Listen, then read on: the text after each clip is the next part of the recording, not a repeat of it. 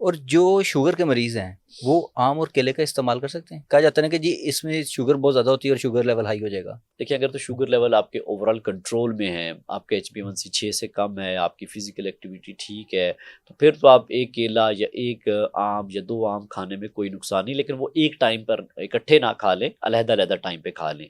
फिर थोड़ी-सी physical activity कर लें ताकि आपकी शुगर लेवल भी बराबर में मिकदार में रहे।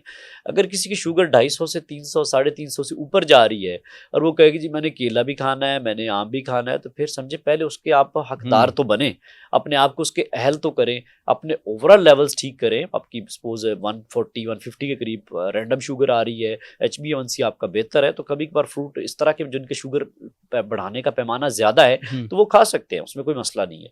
लेकिन पॉइंट वही है कि पहले अपने आप को उसके मुस्तहिक तो समझें, अपनी खुराक को ठीक करें, आप कभी-कभार ले लें।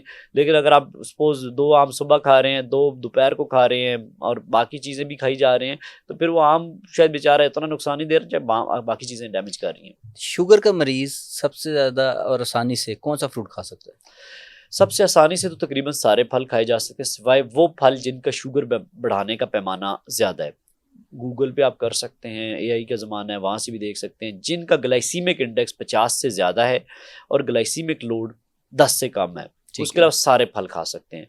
जो सेफेस्ट फल है वो 3-4 फल है, जो पाकिस्तान में अवेलेबल है। सबसे जो अच्छा फल है वो अमरूद। अमरूद आप खा सकते हैं, शुगर पे ऐसा इफ़ेक्ट नहीं करता।